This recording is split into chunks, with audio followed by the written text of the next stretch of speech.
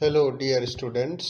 Today we have to study the third part of the story The Tiger King, written by Kalki.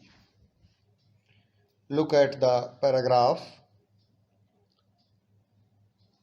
From that day onwards, it was celebration time for all the tigers inhabiting Pratipuram.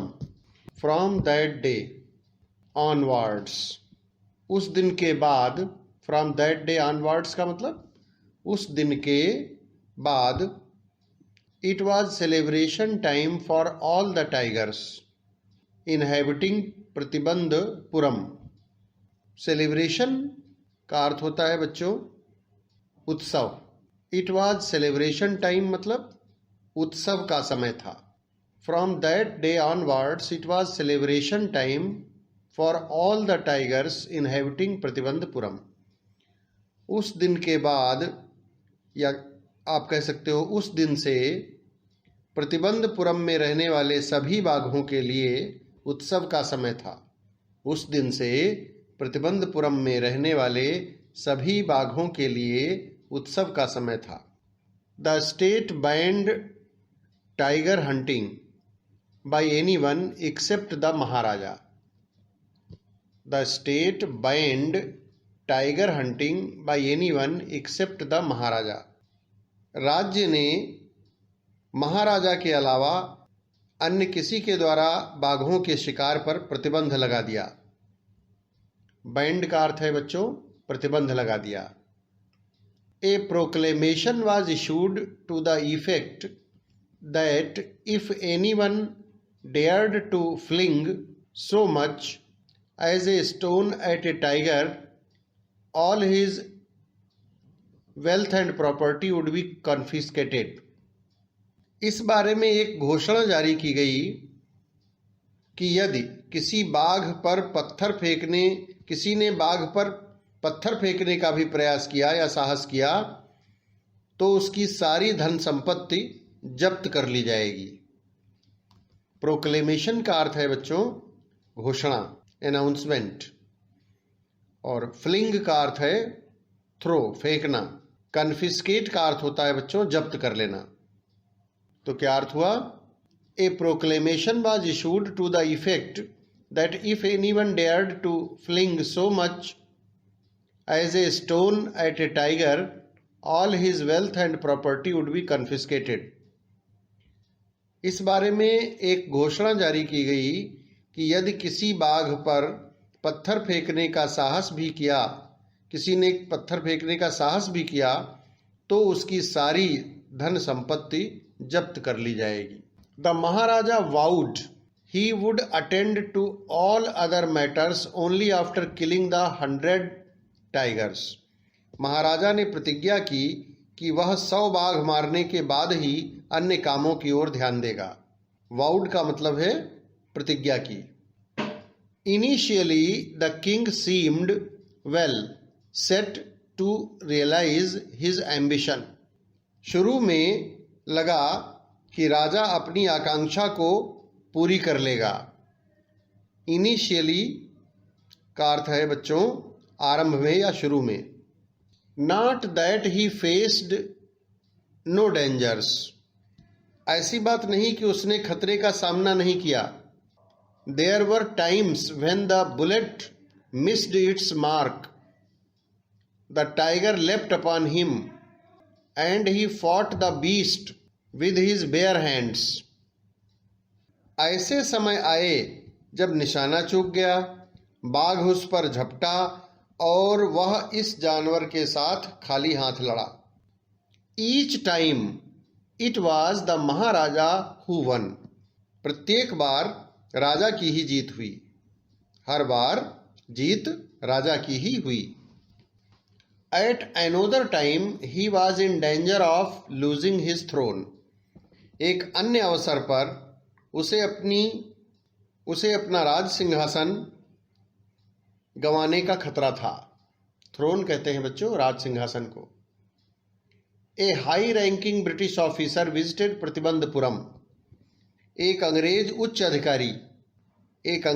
अधिकारी प्रतिबंधपुरम आया। He was very fond of hunting tigers.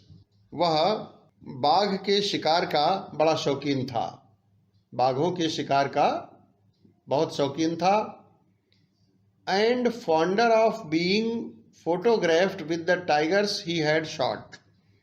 और उससे भी ज़्यादा वो शौकीन था अपने द्वारा मारे गए बाघ के साथ फोटो खिंचवाने का। As usual he wished to hunt tigers in Pratibandhapuram. सदा की भांति वह प्रतिबंधपुरम में भी बाघ शिकार करना चाहता था। But the maharaja was firm in his resolve. लेकिन महाराजा अपने निश्चय पर अडिग थे। He refused permission.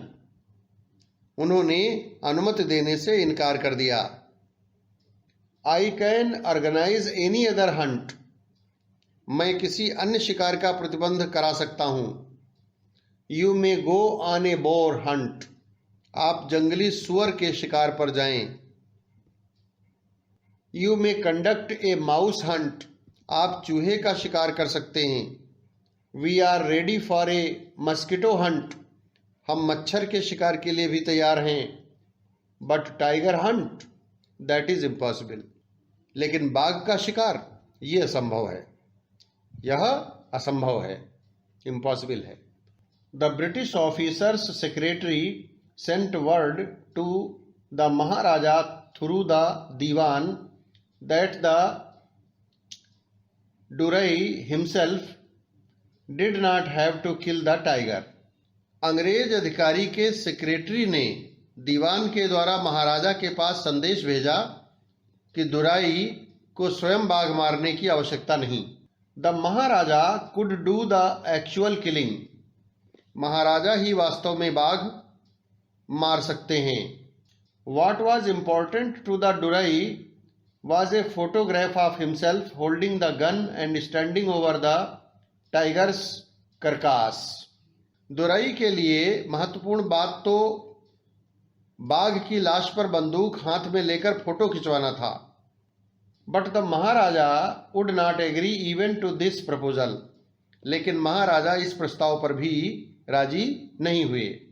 If he relented now what would he do if other British officers turned up for tiger hunts. अगर वह इस बात पर नरम पड़ जाते कि यदि कोई अन्य अंग्रेज अधिकारी बाघ के शिकार के लिए आ गया तो वो क्या करेगा। Because he prevented A British officer from fulfilling his Dzire the Maharaja stood in danger of losing his kingdom itself. चूंकि उन्होंने अंग्रेज अधिकारी को उसकी इच्छा पूरी करने से रोका था, महाराजा को खुद अपने राज्य खोने का डर था। The Maharaja and the dewan held deliberations over this issue. महाराजा और दीवान ने इस विषय पर विचार विमर्श किया। As a result a telegram was dispatched forthwith to a famous British company of jewelers in Calcutta। परिणाम स्वरूप कलकत्ता के एक प्रसिद्ध अंग्रेज जौहरी कंपनी को तुरंत तार भेजा। Send samples of expensive diamond rings of different designs. और उस तार में क्या लिखा हुआ था, विभिन्न डिजाइनों में, वो तार काहे का था, विभिन्न डिजाइनों में हीरों की बहुमूल्य अंगूठियों के नमूने भेजो। ये तार भेजा गया था। Some 50 rings arrived. कोई 50 अंगूठियां आईं। The Maharaja sent the whole lot to the British officer's good lady. महाराजा ने सारी अंगूठियां उस अंग्रेज अधिकारी की पत्नी के पास भेज दी। The king sent the whole lot to the British officer's good lady. महाराजा ने सारी अंगूठियां उस अंग्रेज अधिकारी की पत्नी के पास भेज दी। The king and the minister expected the duraisani to choose 1 or 2 rings and send the rest back. राजा व मंत्रियों की आशा थी कि दुराइसनी 1-2 अंगूठियां चुनकर शेष लौटा देगी. Within no time at all, दुराइसनी sent her reply. परंतु दुराइसनी ने तुरंत उत्तर भेजा, और उत्तर क्या था? Thank you very much for your gifts. आपके उपहारों के लिए धन्यवाद. In 2 days a bill for 3 lakh of rupees came from the British jewelers. 2 दिन में अंग्रेज जौहरियों का 3 लाख रुपए का बिल आ गया. The Maharaja was happy that though he had lost 3 lakh of rupees, he had managed to retain his kingdom. महाराजा खुश थे, यद्यपि उनको 3 लाख की हानि हो गई थी, परंतु वह अपना राज्य बचाने में सफल हो गए थे. Now 4th part of the story. अब स्टोरी का 4था पार्ट आगे पढ़ेंगे. The Maharaja's tiger hunts continued to be highly successful. महाराजा द्वारा बाघ का शिकार बड़ी सफलता से चलता रहा. Within 10 years he was able to kill 70 tigers. 10 वर्ष में उसने 70 बाघ मार डाले. And then an unforeseen hurdle brought his mission to a standstill. और फिर अनपेक्षित बाधा के कारण उसका लक्ष्य रुक गया. हर्डिल कहते हैं बच्चों बाधा को. The tiger population became extinct in the forests of Pratibandhapuram. Pratibandhapuram के जंगलों में बाघों की संख्या समाप्त हो गई. Who knows whether the tigers practised birth control और कमिटेड हराकिरी. कौन जानता है कि बाघों ने जन्म पर नियंत्रण कर लिया या आत्महत्या करने लगे थे. हराकिरी का मतलब होता है बच्चों आत्महत्या, suicide. One day the Maharaja sent for the dewan. एक दिन महाराजा ने दीवान को बुलवाया. दीवान साहब, aren't you aware of the fact that 30 tigers still remain to be shot down by this gun of mine? दीवान साहब, आपको पता है ना कि मेरी बंदूक से 30 बाघ और मरने शेष हैं. He asked, brandishing his gun. उसने बंदूक लहराते हुए पूछा. ब्रांडिशिंग का अर्थ होता है बच्चों लहराना.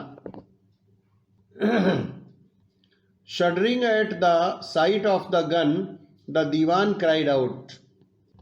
बंदूक को देखकर कांपते हुए दीवान चिल्ला कर बोला, Your Majesty, I am not a tiger. महाराज, मैं बाघ नहीं हूं. Which idiot would call you a tiger? कौन मूर्ख तुम्हें बाघ कहता है?